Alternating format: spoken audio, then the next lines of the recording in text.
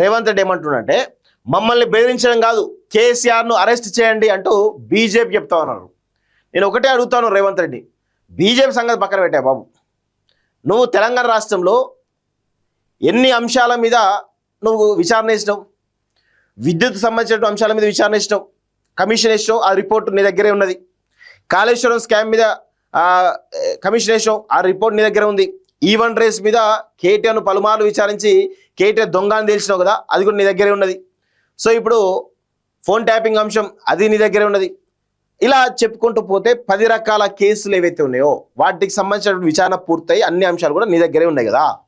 మరి గత ప్రభుత్వంలో కీలకంగా ఉన్నటువంటి కేసీఆర్ కుటుంబ సభ్యుల విషయంలో ఏ ఒక్కరినైనా అరెస్ట్ చేసినావా? ఏ ఒక్కరినైనా అరెస్ట్ చేసినావా రేవంత్ రెడ్డి?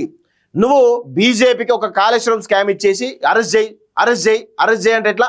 2.5 సంవత్సరాలుగా నువ్వే పాలిస్తున్నావు కదా, 2.5 సంవత్సరాలుగా నువ్వు వివిధ కమిషన్లు వేసినావు కదా స్కామ్ల పైన, వాటి రిపోర్ట్ నీ దగ్గర ఉన్నాయి కదా, మరి నువ్వెందుకు అరెస్ట్ చేయవు? వాళ్ళని ఎందుకు అరెస్ట్ చేయమంటున్నావు? నీకు చేత కాదా? నువ్వు చేతగాని దద్దమ్మవా? చెప్పు, నాకు చేత కాదు, నేను చేతగాని దద్దమ్మను, నేను అరెస్ట్ చేయలేను అని ఒప్పుకొని బీజేపీకి చూద్దాం. ఇలా ఏం లేదండి, రేవంత్ రెడ్డి నరేంద్ర మోడీ ఒక్కటి, రేవంత్ రెడ్డి బండి సంజయ్ ఒకటి, రేవంత్ రెడ్డి ఇక వేరే బీజేపీ సంబంధించిన కొంతమంది కీలక నాయకులు ఒకటి, తర్వాత బీజేపీ బీఆర్ఎస్ ఒకటి, అన్నీ ఉన్నాయి చూడండి. కాంగ్రెస్లో కొంతమంది, బీఆర్ఎస్లో కొంతమంది ఒకటి. అంతా చిల్లర చిచ్చోర రాజకీయం నడుస్తుంది తెలంగాణలో. ఎవడు ఏ వీళ్ళున్నది కాంగ్రెస్ పార్టీలో అనుకుంటాం కానీ పనిచేసేది బీఆర్ఎస్ కోసమో బీజేపీ కోసమో. బీజేపీలో ఉన్న వాళ్ళు బీజేపీ పార్టీ నాయకుడు అనుకుంటాం కానీ ఆయన పనిచేసేది కాంగ్రెస్ కోసమో లేకపోతే బీఆర్ఎస్ కోసమో పనిచేస్తూ ఉంటారు. సో బీజేపీలో ఉన్నటువంటి 2 కేంద్ర మంత్రులు, ఒక కేంద్ర మంత్రి బీఆర్ఎస్ సపోర్ట్ చేస్తే ఒక కేంద్ర మంత్రి కాంగ్రెస్ సపోర్ట్ చేస్తూ ఉంటారు రేవంత్ రెడ్డికి. ఎంత విచిత్రమైన పరిస్థితి చూడండి. ఇప్పుడు బీఆర్ఎస్ పార్టీలో ఉన్నటువంటి వాళ్ళు బీజేపీతో ఉన్నటువంటి వాళ్ళతో అంటగాగుతున్నారు, చర్చలు చేస్తూ ఉన్నారు. మేము మమ్మల్ని సీఎం చేస్తే మీ పార్టీలకు వస్తామని చర్చలు చేస్తూ ఉన్నారు.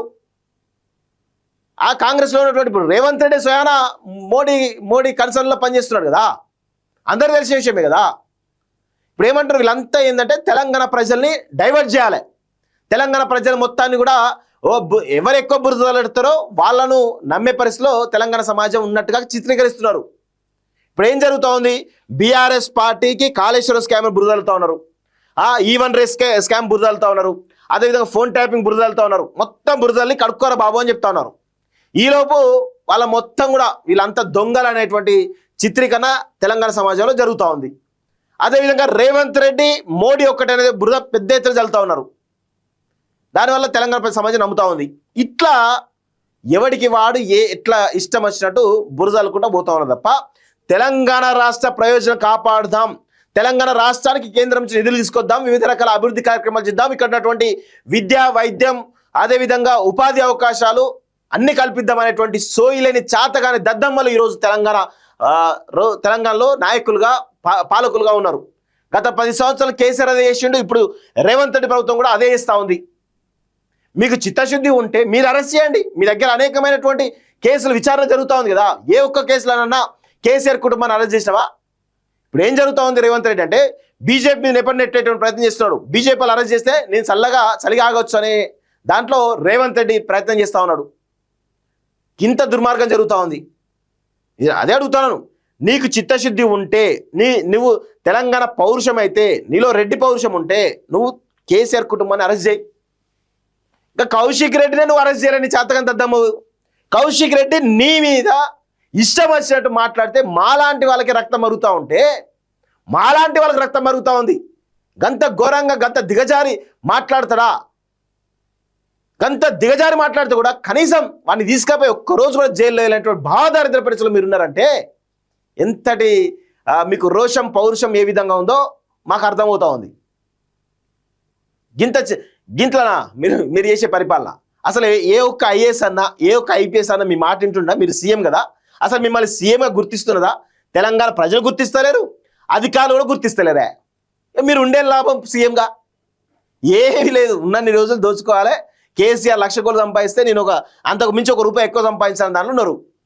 ఏమున్నది? మళ్ళీ ఒక 5 సంవత్సరాలు, ఇప్పుడు 10 సంవత్సరాలు కేసీఆర్ పరిపాలించింది కదా, ఇప్పుడు మీరు చేస్తున్న దిక్కుమాలిన పరిపాలన వల్ల ఈ 10 సంవత్సరాలు కేసీఆర్ చేసిన పాపాలన్నీ కూడా తెలంగాణ ప్రజలు మర్చిపోయి మళ్ళీ కేసీఆర్ దిక్కనే విధంగా కొంత పాజిటివ్ సైన్ వస్తూ ఉంది.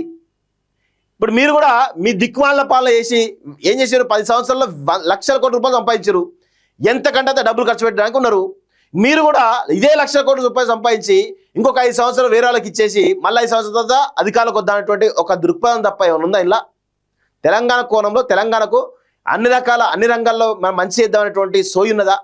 దావోసు పోతివి నీ యొక్క బినామీ కంపెనీలకు 6,000 కోట్ల కాంట్రాక్ట్లు ఇప్పించుకుంటువి. ఇవే జరుగుతూ ఉన్నాయి.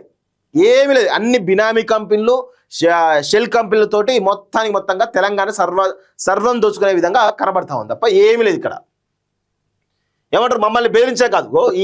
ఇలాంటి న్యూస్లకు ఇక ఆంధ్రజ్యోతి ఎవరిది? రేవంత్ రెడ్డి పెట్టింది. అంతే జరుగుతూ ఉన్నది. బీజేపీకి సీఎం రేవంత్ రెడ్డి సవాల్. బీజేపీ బీఆర్ఎస్ పార్టీల శరీరాలే వేరు, ప్రాణం ఒక్కటే. కాళేశ్వరం ప్రాజెక్టుపై సిబిఐ విచారణకు అతిగతి లేదు. లోక్సభ ఎన్నికల్లో బీఆర్ఎస్ పార్టీ చచ్చి బీజేపీకి అవయవ దానం చేసింది. బదులుగా బీఆర్ఎస్ నేతలు కాపాడుతూ ప్రొటెక్షన్ మనీ రాష్ట్రానికి ఏమిచ్చారని నితిన్ తీసుకొచ్చారు. చొప్పదండి ప్రగతి బాట సభలో బీజేపీపై సీఎం ధ్వజం. ఔటర్తో కరీంనగర్ వరంగల్ కలుపుతామని వెల్లడి అంటూ చూస్తా ఉన్నాం. సో కరీంనగర్ జిల్లా గుమ్లాపూర్లో జరిగిన సభలో ప్రసంగిస్తున్నటువంటి రేవంత్ రెడ్డి అంటూ చూస్తా ఉన్నాం. నేను ఒకటే అంటా ఉన్నాను, మీకు సరే కాళేశ్వరం వదిలేయండి. కాళేశ్వరంలో బీజేపీ బీఆర్ఎస్ లోపాయకర ఒప్పందం చేసుకుని అనుకుందాం. మీరు మీ చేతిలో ఇంకా మిగతా కేసులే కదా. ఇప్పుడు phone tapping case charge sheet వేస్తారట. ఏది నెక్స్ట్ మంత్, ఈ మంత్ ఇంకొక రెండు వారాల్లో ఛార్జ్ షీట్ ఇస్తారు కదా. చూద్దాం నువ్వు ఎవరెవరిని అరెస్ట్ చేస్తావు. కేసీఆర్ను, కేటీఆర్ను, హరీష్ రావును, సంతోష్ రావును అందరిని అరెస్ట్ చేయాలి కదా. చేస్తావు చూద్దాం. నీ దమ్మెందో చూద్దాం. బీజేపీ బీఆర్ఎస్ ఫెవికాల్ బంధం. అవునా? బీజేపీ బీఆర్ఎస్ ఫెవికాల్ బంధం. రేవంత్ రెడ్డి మోడీకి అంతకు మించిన బంధం. అంతే. ఇదంతా కూడా ఒక గూడు పుట నడుస్తూ ఉందండి. సో ప్రతిపక్షంలో బీఆర్ఎస్ పార్టీ ఉంది. సో ఇక్కడ రాష్ట్రంలో అధికారం లేదు, కేంద్రంలో అధికారం లేదు. ఇప్పుడు ఏంటంటే ఇద్దరు కాంగ్రెస్ పార్టీ బీజేపీ మధ్య బీఆర్ఎస్ పార్టీ నలిగిపోతూ ఉంది. సో ఇది ఎప్పుడో విస్ఫోటనం అయితే భారీగా జరుగుతుంది. ఆ జరిగినప్పుడు అసలు కేసీఆర్ కూడా ఊహించే మెజార్టీ వచ్చినా ఆశ్చర్యం లేదు. అంత దారుణంగా ఉన్నది. సో శరీరాలు వేరేనా, వాటి ప్రాణం ఒక్కటే అన్నారు. అంతే. మోడీ రేవంత్ రెడ్డి శరీరాలు వేరేనా, ప్రాణం ఒక్కటే. అసలు మోడీ, రేవంత్ రెడ్డి, కేసీఆర్ ఇలా ప్రాణాలు వేరే కానీ శరీరాలు ఒక్కటే. కాంగ్రెస్ దెబ్బతీసేందుకు ఆ రెండు పార్టీలు కుమ్మక్కై రాజకీయాలు చేస్తున్నాయని విమర్శించారు. కరీంనగర్ జిల్లా చొప్పదండి మండలం గుమ్లాపూర్ వద్ద గురువారం నిర్వహించినటువంటి ప్రజాపాలన ప్రగతి బాట బహిరంగ సభలో ఆయన మాట్లాడారు. కాళేశ్వరం ప్రాజెక్టులో జరిగిన అవినీతిపై సిబిఐ విచారణ జరిపించాలని అసెంబ్లీలో తీర్మానం చేసి పంపిస్తే 6 నెలలైనా దానికి అతిగతి లేదన్నారు. దీని వెనుక ఉన్న మర్మమేమిటో చెప్పాలని బీజేపీ నేతలు ప్రశ్నించారు. బీఆర్ఎస్ నేతలు కాపాడుతూ ప్రొటెక్షన్ మనీ తీసుకున్నారని విమర్శించారు. కాళేశ్వరం ప్రాజెక్టును ఏటీఎంగా మార్చుకుని కొల్లగొట్టారని ప్రధాని మోడీ, అమిత్ షా ఆరోపించింది నిజం కాదా అని ప్రశ్నించారు. మీకు ప్రధాని వద్ద పరపతి ఉంటే కాళేశ్వరం ప్రాజెక్టులో కోట్లు కొల్లగొట్టిన కేసీఆర్ ను, హరీష్ ను, కాలదందాలో కేటీఆర్ ను బొక్కలు వేయాలి. మా వాళ్ళని బెదిరించడం కాదు అని కేంద్ర మంత్రి బండి సంజయ్కి సవాల్ విసిరారు. ఏం లేదండి, బండి సంజయ్, రేవంత్ రెడ్డి ఇద్దరు ఒకటే. 100% ఇద్దరు ఒకటే. వీళ్ళిద్దరు కామన్గా ఒకరున్నారు. ఆ తర్వాత చెప్తా నేను. వీళ్ళిద్దరూ నువ్వు తిట్టు నేను కొడతా, నువ్వు తిట్టినట్టు నేను కొట్టినట్టు చేస్తా, గింతే ఉంటుంది తప్ప ఇద్దరు ఒకటే. కరీంనగర్లో పోలీస్ డిపార్ట్మెంట్ అంతా కూడా బండి సంజయ్ కంట్రోల్లో ఉంటుంది. అక్కడ ఏ ట్రాన్స్ఫర్ జరగాల బండి సంజయ్ చెప్పినట్టు అవుతుంది. ఇది వేరే ఉంటుంది. ఆ కరీంనగర్ జిల్లాలోనే వేరే చిత్రమైన అది ఉంటుంది. సో ఇది పరిస్థితి మిత్రులారా. వీళ్ళంతా ఒకటే. వీళ్ళంతా ఏమీ లేదు, అంత ఉత్తముచ్చారు తప్ప ఏమి తెలంగాణ ప్రజల్ని దోచుకోవాలి, దాచుకోవాలి, గింతే. తెలంగాణ కోసం కనీసం ఒక మార్పు తీసుకొద్దాం అనేటువంటి సోయి లేని చేతగాని దద్దమ్మలు ఈరోజు తెలంగాణను పరిపాలిస్తున్నారని చాలా స్పష్టంగా గుర్తుపెట్టుకోండి.